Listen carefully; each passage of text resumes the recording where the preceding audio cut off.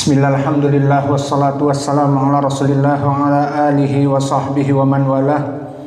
Wa ashhadu an la ilaha illallah wahdahu la syarikalah wa ashhadu anna muhammadan abduhu wa rasuluh, amma ba'd. Alhamdulillah, today Wednesday 17 December 2025. So after Asr we learning in this Masjid Al-Mubarak, Masjid Imam Mukbil in Darmasraya, the west of the Sumatra, Indonesia. We learning now Sahih Muslim in chapter Iman. So Imam Muslim said, Haddatsana Utsman ibnu Abi Syaibah, haddatsana Jarir an Mansur an Abi Wa'il an Abdullah. So who's Abdullah here? Abdullah ibn Mas'ud. Why? Because Abu Wa'il, he is Syaqiq ibn Salamah, Imam. He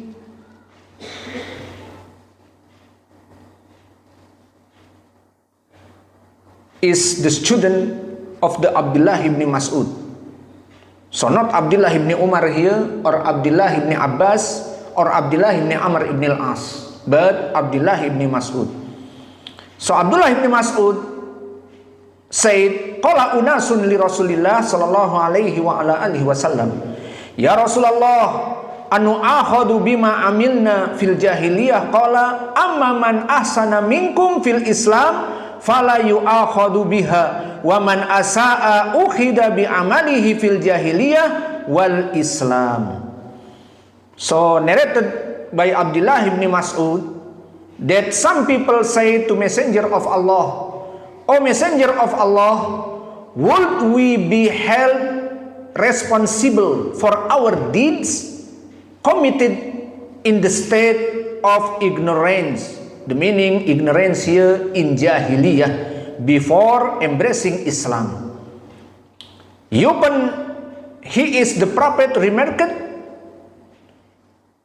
He said, he who amongst you performed good deeds in Islam, he wouldn't be held responsible for them. And he who committed evil even after embracing Islam will be held responsible for his misdeeds that he committed in the state of ignorance or Jahiliyah, as well as in that of Islam. So this answer from the Nabi Muhammad sallallahu alaihi wa ala alihi wasallam. So Prophet sallallahu alaihi wasallam explained the virtue of converting to Islam, and that whoever convert to Islam and is sincere and truthful will not be held accountable for the sins he committed during his days of ignorance or Jahiliyah.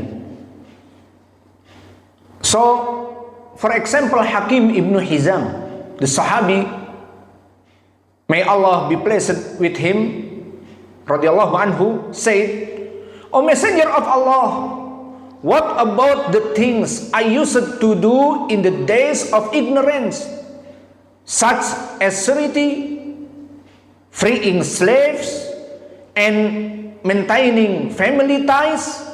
Is there any reward for them? So the Prophet sallallahu alaihi wasallam said, you have converted to Islam based on your previous good deeds. So this in Sahih Al-Bukhari and Muslim. So the point from this hadith, barakallahu fikum, if someone have a good Islam and before in Jahiliyah good deeds, like Al-Hakim ibn Hizam, give charity and slave and freedom or freeing slaves and maintaining family ties, silaturahim, so he will be have the good deeds reward. Subhanallah. So Islam is better.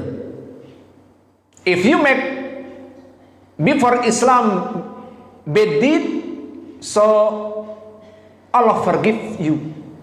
But someone make good deed in Islam, Allah give you reward. Subhanallah. But the condition is he must make a good in his Islam. So benefit of the hadith, the first, the concern of the companions, the Sahaba, may Allah be pleased with them, radiyallahu anhum, and their fear of their deeds during the time of ignorance. And the second, encouragement to remain steadfast in Islam. And the third, the virtue of entering Islam, and that is expiatis, previous deeds, like hadith from Abdullah ibn Amr ibn al-As. Did you not know that Islam destroyed what came before it? So in the last, the beneficial is the apostate and the hypocrite will be held accountable for every deed they didn't or they did in the days of ignorance or jahiliyah, and for every sin they committed in Islam. So this the explanation for hadith Muslim. Walhamdulillah wa jazakumullahu khaira wa barakallahu fi ilmikum. Subhanakallahumma bihamdika asyhadu an la ilaha illa anta astaghfiruka wa atubu ilaik.